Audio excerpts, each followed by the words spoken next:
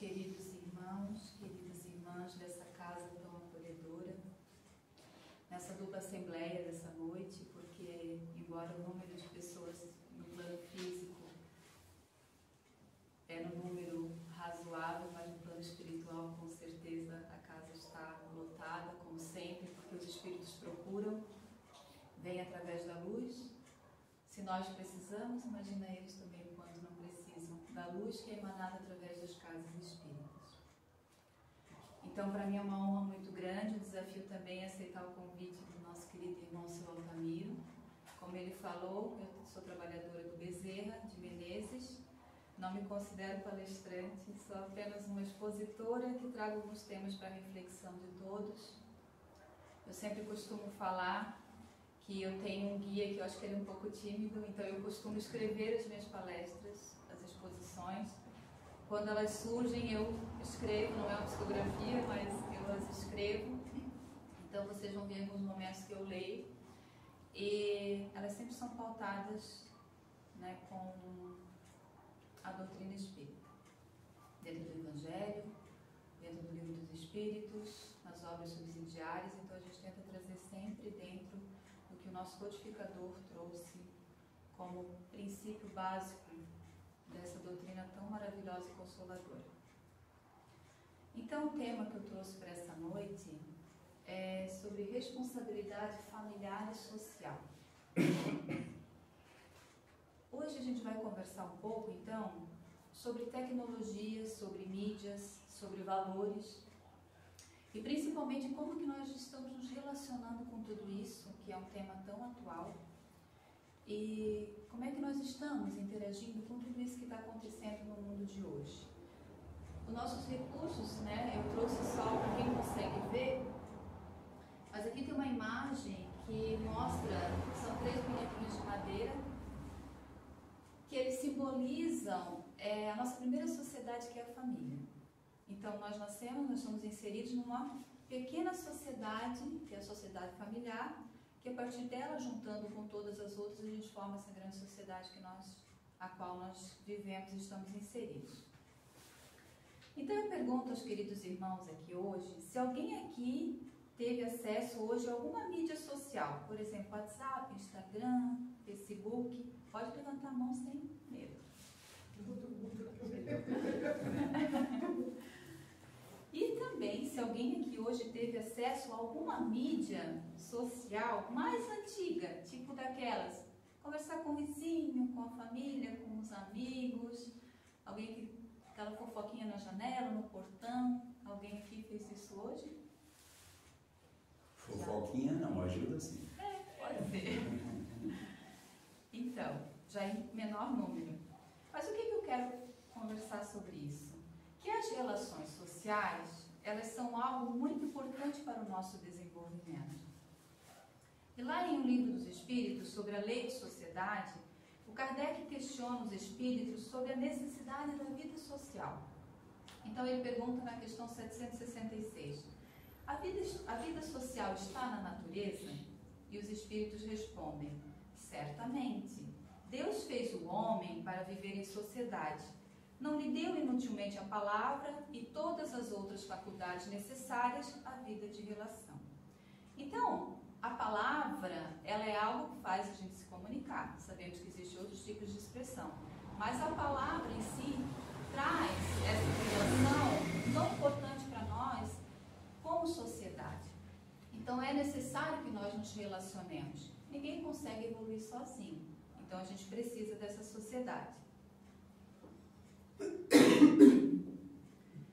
Mas até onde a nossa relação social está num nível saudável? Que valor ou que tipo de valor nós estamos atribuindo a essas relações, seja com a mídia digital ou não? Então, às vezes, parece que nós estamos perdendo um pouquinho o foco, ou muitas vezes perdemos esse foco desse verdadeiro valor, do valor dessas relações. A relação de valor de hoje em dia, tudo parece que está um pouco descartável. Objetos, pessoas e principalmente o tempo. Então, lembrando que o significado da palavra descartável, ela quer dizer algo que não se destina a conservar, ela é substituível facilmente. Passageiro é algo sem importância. Isso é algo descartável. Então, nós temos observado que quem reencarna de uns anos para cá, é chamada até de geração Z, principalmente, eles já estão, parece, com uma outra visão de mundo. O mundo talvez um pouco mais descartável. Essa geração, ela é composta principalmente por crianças e adolescentes, que já nasceram nessa era tecnológica. Não sei se alguém aqui se recorda, mas antigamente, por exemplo, um relógio, ele durava uma vida inteira. Então, ele era até passado de geração para geração. Alguém tinha, olha, esse relógio foi do meu pai, que foi do avô. Então, assim, o valor que se dava a determinadas coisas, ele não era descartável. Ele tinha um valor que ele perdurava por muito tempo. E hoje, isso já não é mais tão comum. Porque nessa época, nós tínhamos uma certeza que nós éramos capazes de tudo. Hoje, não. Hoje nós vivemos, parece que um colapso interno, e nós não estamos dando conta disso que está acontecendo. As coisas, elas se desfazem, não há mais uma certeza, há até uma desilusão. Nós achamos inebriados de razão, cada um tem a sua razão. Mas no fundo, parece que a gente não está conseguindo sintonizar realmente o que é essa razão. A sociedade está empoderada de um lado, mas há um vazio existencial de outro lado. Nós vivemos a indiferença e não o desapego. Estamos confundindo essas duas coisas. Há uma perda de referência, principalmente de referência moral. É como se nós não nos importássemos mais com algumas coisas. Nós ficamos indiferentes. Isso é assim mesmo. Acontece alguma coisa de ruim, nós já começamos a achar que aquilo é normal, porque nós estamos indiferentes, parece até a dor do outro. As coisas meio que se banalizaram. Então, apesar de todos os privilégios que hoje em dia nós temos, e eles não são poucos, muitos de nós estamos ficando aborrecidos, inquietos, até mesmo deprimidos. Nós estamos desfrutando das nossas vidas, não pelo menos como nós deveríamos. As pessoas não gostam daquilo que fazem e não fazem aquilo que gostam. Numa palavra, estão infelizes. Será isso a crise da modernidade? Aí aqui tem uma imagem, não sei se alguém consegue visualizar. Ela é uma escultura do artista romeno Albert Giorgi. Ele traz uma estátua com um buraco no meio. E é como muitas pessoas hoje em dia estão se sentindo. Elas têm um vazio dentro delas e elas não sabem o porquê que isso está acontecendo. Mas em todos os tempos, as pessoas tinham problemas. Tinham essas crises, mas nunca como agora. É como se esse vazio existencial fosse um vírus e atacasse uma grande massa da população. Quantas pessoas ao nosso círculo, principalmente mais íntimo, família, amigos, até conhecidos, estão passando por algo que não sabem explicar o que é? Para nós que somos espíritas, com todo o entendimento lógico, racional, divino, nós ainda nos questionamos. Embora muitos de nós ainda temos um conhecimento um pouco parco de tudo o que é o Espiritismo. A gente ainda não conseguiu absorver totalmente o que é o Espiritismo. Mas mesmo assim, às vezes a gente ainda sente esse vazio. Isso faz sentido para vocês? Então nós nunca estivemos tão ansiosos por essa questão de nós estarmos preocupados com algo que a gente não sabe o que é. Que vai acontecer, talvez nunca aconteça, nós não sabemos explicar o que é. O Brasil, ele ganhou um título recente de o país mais ansioso do mundo.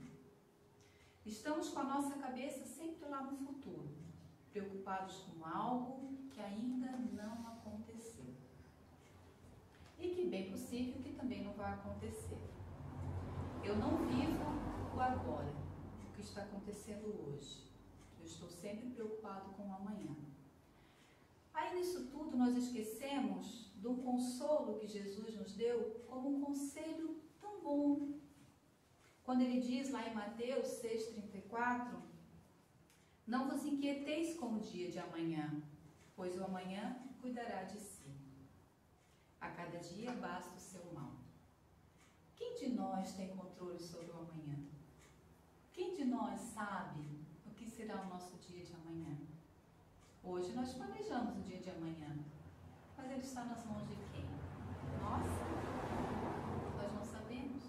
Então, muitas das vezes, essa nossa preocupação exagerada, essa ansiedade, nos gera um desconforto que faz com que nós não vivamos o dia de hoje, como ele deveria ser.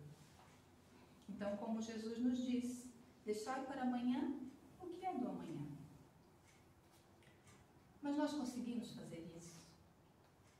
Meus parabéns a quem consegue.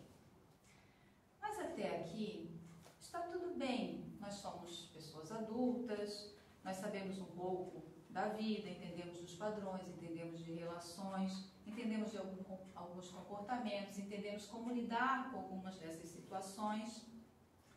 Mas aí nisso entra um detalhe muito importante, que isso tudo que está acontecendo, essa ansiedade exagerada, esse vazio existencial, ele está atingindo em cheio uma parcela muito vulnerável ao nosso redor, que são as crianças e os adolescentes.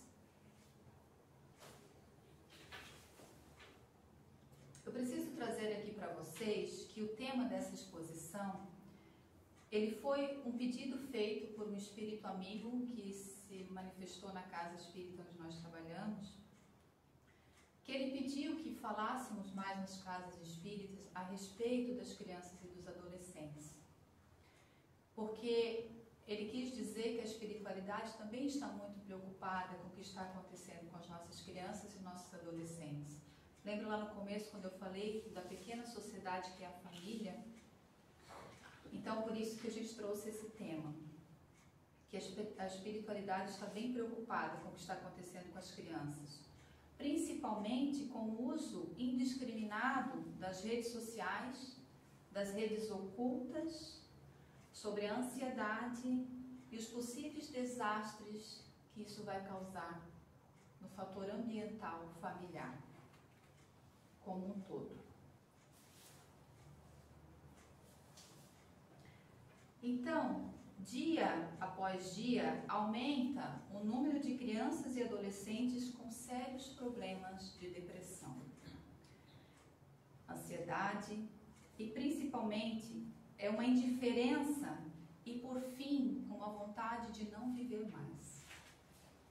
Mas aí nós nos questionamos, o que leva um ser que mal iniciou o seu processo de existência, que está aqui, com seus 9, 10, 11, 12 anos, a não querer mais viver? O que essa criatura sabe da vida com essa idade? Para simplesmente, eu não quero mais viver. Então é comum nós falarmos, mas se essa criança tem tudo, ela está bem, ela está com o seu smartphone, ela está no seu quarto, ela estuda, ela não precisa trabalhar, ela fica o tempo todo tendo tudo e ao mesmo tempo não querendo nada. E ela não sorri. O que será que está acontecendo? Ou então, é comum nós falarmos também, isso é uma fase da aborrecência, como muitos se denominam a fase da adolescência. E que não deveria, porque é uma fase tão linda. Todos nós passamos por ela.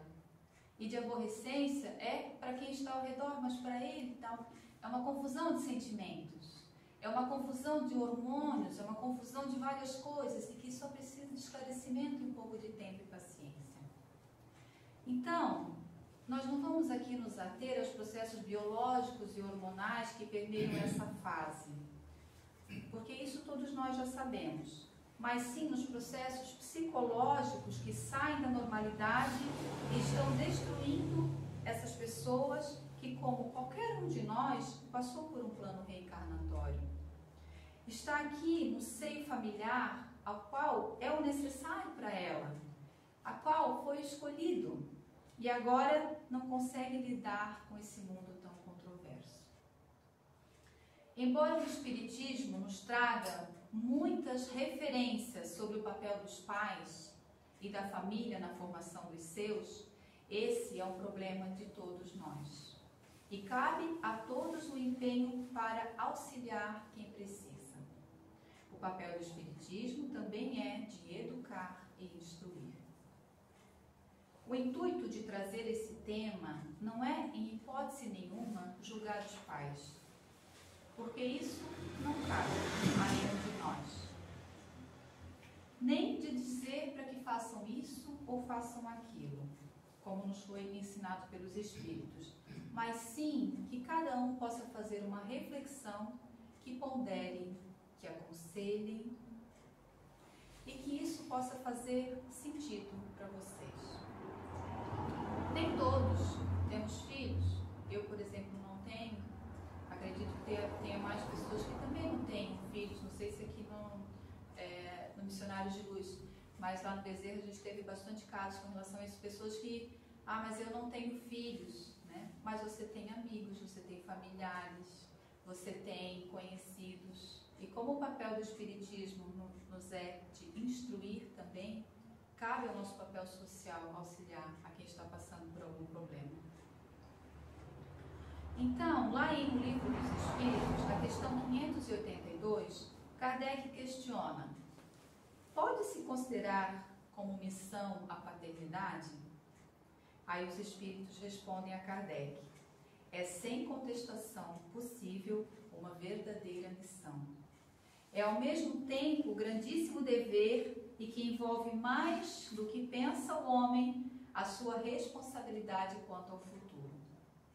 Deus colocou o filho sobre a tutela dos pais a fim de que este o dirijam pela senda do bem e lhes facilitou a tarefa, dando àquele uma organização débil e delicada. Olha, gente, a perfeição divina que está nessa frase.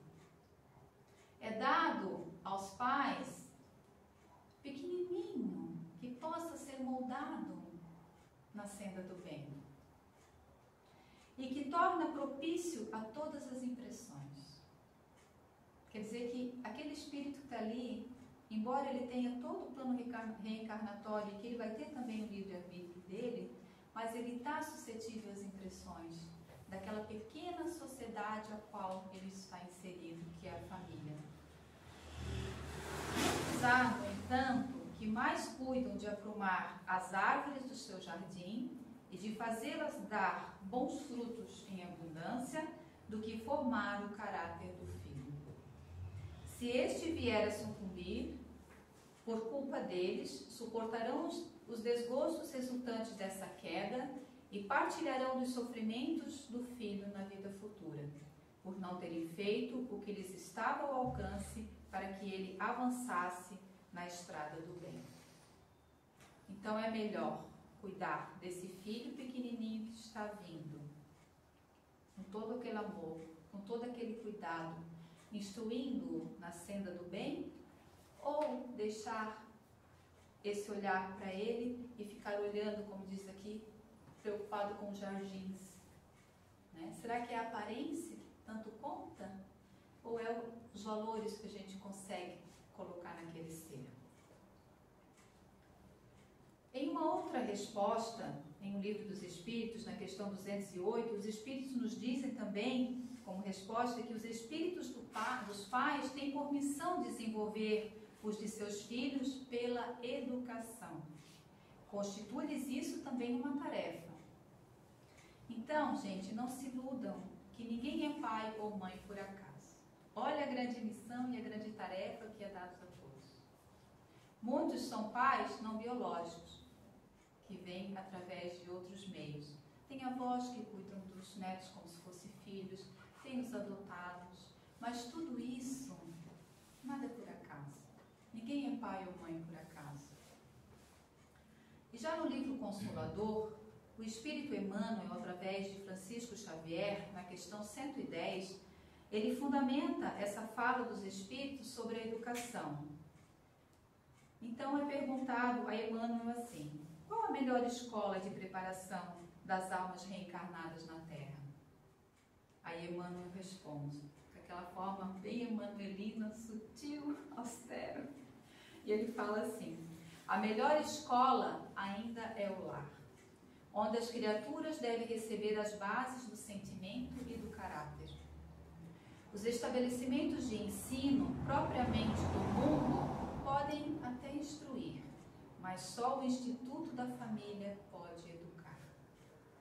É por essa razão que a universidade poderá fazer o cidadão, mas somente o lar pode edificar o homem.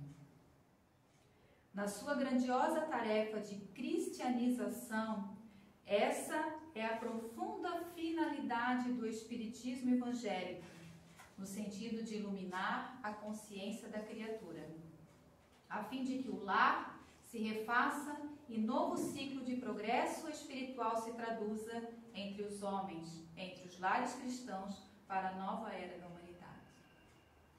Então, a gente pode perceber nessa fala de Emmanuel, às vezes a gente não dá tanta importância nessa pequena sociedade que é a família, mas é através dela, dos valores que é colocado em cada família, que às vezes parece tão pequena perante o mundo inteiro, mas é através dessa pequena família, desses lares, principalmente cristãos, que começa a se formar a nova era da humanidade. Então, se nessas famílias não tiverem valores, como será a sociedade? Se nessa família os pequeninos não são inseridos nesse meio de amor, de caridade, de respeito, como será a sociedade? Nós não somos reflexo aqui fora do que nós somos lá dentro? Os valores que nós aprendemos? Bom, mas o que tudo isso tem a ver com o tema que eu trouxe lá no começo, que era sobre tecnologias, crises, crianças e adolescentes problemáticos? Aí eu trago uma pergunta para que a gente faça uma reflexão. As famílias estão sendo boas escolas? Ou o celular está sendo uma boa escola para as famílias? Essa é uma pergunta que a gente pode levar para a nossa reflexão. Uma segunda pergunta. A tarefa, como Emmanuel falou, de cristianização, ou seja, a divulgação do Cristo, do Evangelho, dos valores que Jesus nos trouxe, que Ele nos mostrou e exemplificou, está sendo cumprida no seio familiar? Nós divulgamos o Cristo no nosso meio familiar? Nós fazemos esse papel de cristianização? Ou será que é o celular que está fazendo a cristianização das nossas famílias? Também é outra questão para a gente levar para fazer reflexão. Eu sinto dizer, mas que em muitas famílias, talvez na maioria, essa tarefa não está sendo cumprida. Nós trocamos um diálogo, muitas vezes presencial, por um aplicativo digital de conversas. Nós não temos tempo para perguntar, para ouvir, para sentar, para olhar nos olhos do outro e conversar sobre o nosso dia. Mas nós temos tempo para ficar no Instagram, olhando, nos comparando, julgando e admirando a vida dos outros. Tudo por um aparelho eletrônico. Então, como eu falei lá no começo sobre o descartável, o nosso tempo parece que está ficando descartável, porque nós estamos deixando de lado o verdadeiro valor e esquecendo o nosso projeto aqui. Esse tempo que nós passamos, muitas vezes nas redes sociais, que as crianças estão passando nas redes sociais, ela está sendo aproveitada para que fim? Então, todas as tecnologias, elas fazem parte do progresso, que também é uma lei de Deus, porque tem a lei do progresso. O que a tecnologia nos facilitou a vida, nos estudos, nas pesquisas, no trabalho, no desenvolvimento, hoje nós não conseguimos mais viver sem.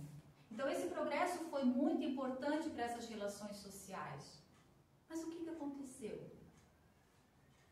Essa funcionalidade, quando ela é muito bem aplicada e equilibrada, ela é uma bênção. Como deveria ser? Com tudo que nós temos na nossa mão hoje. É maravilhoso. Então, o que define o remédio do veneno é a dose como ela é aplicada.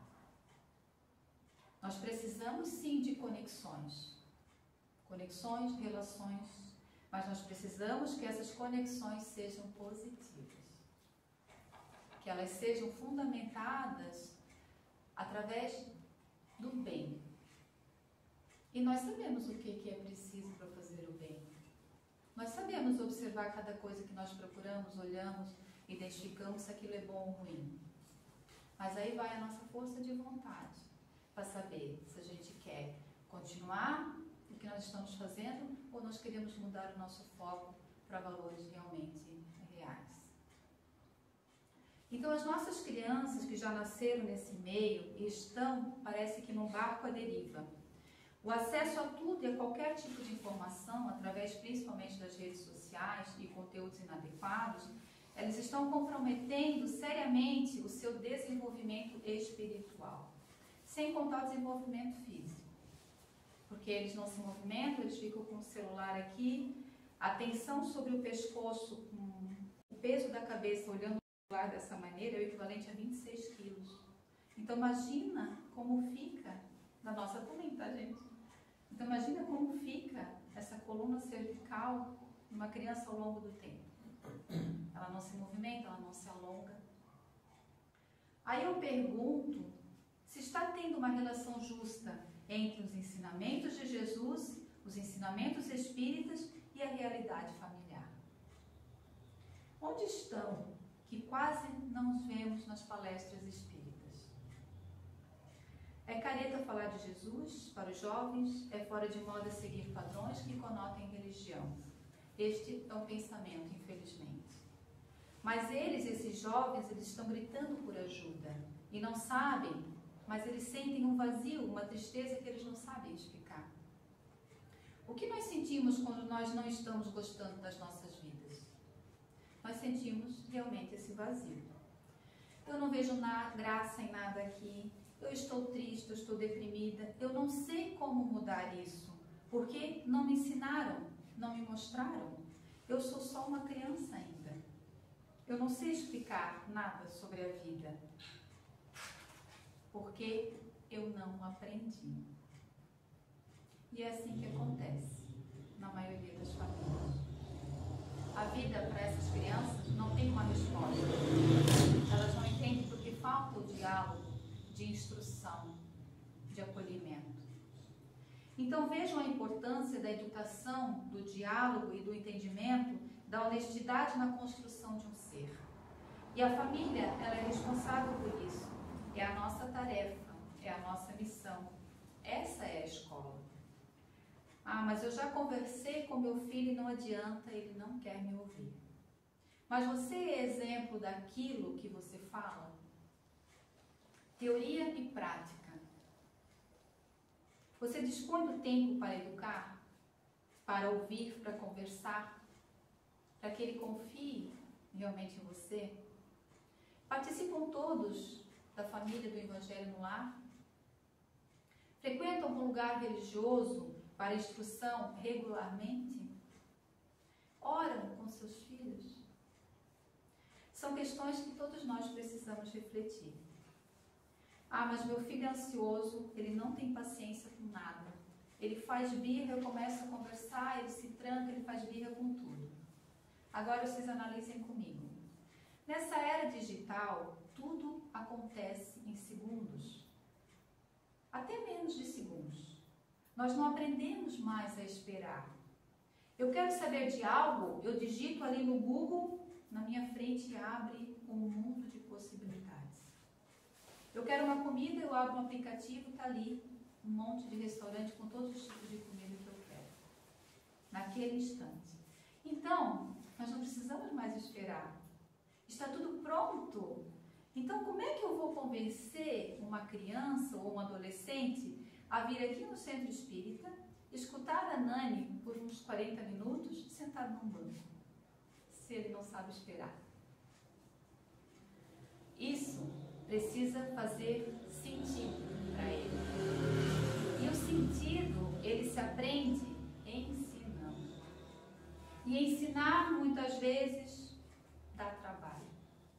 E leva tempo, e leva muito tempo, e nós quase não dispomos de tempo. Então, nós deixamos de lado, entregamos a essa criança algum prazer material momentâneo, que logo deixará também de fazer sentido, e aquele vazio passa a ficar cada vez maior, e cada vez mais profundo. E nós, mais uma vez, proclamamos aquela velha frase: eu não sei mais o que fazer. Até que, fatalmente, coisas mais graves começam a acontecer. Aqui tem um slide que não sei se as pessoas vão conseguir ver, mas ele traz relatos de frases que as crianças, quando estão em tratamento, elas falam, principalmente, eu estou bem, mas ela não está bem. Tanto que aqui embaixo desse estou bem, está assim, eu estou, sem vontade de viver. E o bem, estou bem 100%. Com todas as outras palavras, sem amigos, machucada, abandonada. Então, gente, isso é um caso muito sério. Talvez na família de vocês não esteja acontecendo isso, mas talvez ao redor, um olhar mais apurado está acontecendo com a família do lado, com algum irmão, com alguma outra família que vocês conheçam. Recentemente eu fiz um curso sobre saúde mental de adolescentes, sobre autolesão, suicídio e transtornos psicológicos. E ao mesmo tempo foi muito bom na questão de conhecimento, identificação de casos, mas eu confesso que foi terrivelmente triste ver e saber o que está acontecendo com essas crianças e adolescentes. É um grito de socorro, um me olhem, me ajudem, conversem comigo, mesmo que eu diga que eu não queira. No caso da autolesão, que é o ato da pessoa se machucar mesmo, a gente tem visto isso muito na mídia, ou seja, se cortar, arrancar os cabelos, ela está diretamente ligada a fatores emocionais, de aceitação. E nas pesquisas, nos relatos, eles querem mudar o foco da dor. Há uma desorganização mental. E se eu quero mudar o foco da dor para algo físico, me cortando, então onde é que estava essa dor? Ela estava na alma, onde eu não consigo explicar. Mas o mais grave nisso tudo é que às vezes a autolesão é tão séria, que esses cortes são tão profundos que elas chegam a levar essas crianças e esses adolescentes ao suicídio. E relatos de quem passou e felizmente sobreviveu, diz que não queria morrer, queria somente chamar a atenção ou mudar o foco da dor. Aí eu pergunto, que desesperança é essa para esses jovens? Que 90% dos casos de suicídio entre adolescentes, eles estavam deprimidos. E isso é muito sério. Isso tem a ver com pertencimento, isso tem a ver com identidade, isso tem a ver com sentido de vida. E para preencher esse vazio, nós sabemos que precisa de um conjunto de fatores. E o mais importante que precisa é um sentido para a vida. E que esse sentido, ele só se completa com Jesus, com Deus e com muito amor nos lares. Kardec, na questão 614, pergunta o que se deve entender por lei natural. Aí os espíritos respondem, a lei natural é a lei de Deus. É a única verdadeira para a felicidade do homem. E ele só é infeliz quando dela se afasta. Então, o que é essa infelicidade toda que está acontecendo? É o afastamento das leis de Deus. A mídia, ela nos diz que só existe felicidade, mas ela não diz que existe um processo para chegar até ela. A sociedade contribui para que essa ilusão ocorra. Quando a gente olha as propagandas de TV, a felicidade está pronta ali. Tudo é perfeito. Se você não adquirir aquele produto, você já está fora. Você não pode ser feliz sem adquirir aquilo. Eles dão uma felicidade perfeita, pronta. E nós sabemos que por trás de tudo isso existe um processo. E que isso não ocorre sem alguns fatores básicos. Principalmente, eles não encontram essa felicidade se eles não encontrarem realmente o seu sentido de vida. Aos nossos olhos, os outros sempre parecem mais felizes do que nós. Parece que é um passo de mágica. Então parece que só nós não somos felizes. Então, se você conhece alguém que está passando por isso, ajude. Ofereça. Ofereça o seu diálogo, ofereça o seu tempo, ofereça a sua paciência. Eu cheguei aqui hoje, o seu Altamiro estava conversando com alguém, que eu não sei quem, acho que era com ela, né?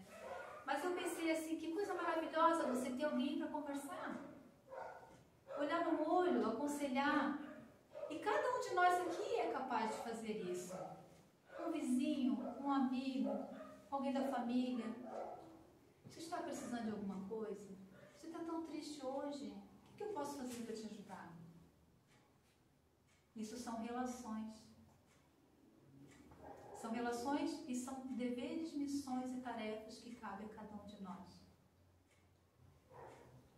Então, por trás de todos esses comportamentos que a gente estava falando das crianças, a gente pode fazer alguma coisa para ajudá-los. Se não for com alguém da família de vocês, mas se for com alguém que conheça. Então, assim, que a gente crie estratégias, crie vigilância, não sufocamento, mas que esteja atento. Instrumentalizar, ou seja, dar algo que mude o foco, dar uma responsabilidade, por exemplo. Eduque seus filhos para a responsabilidade.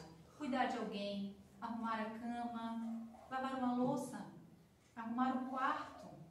Coisas tão básicas, né, gente? Mas que isso se chama responsabilidade, desde cedo.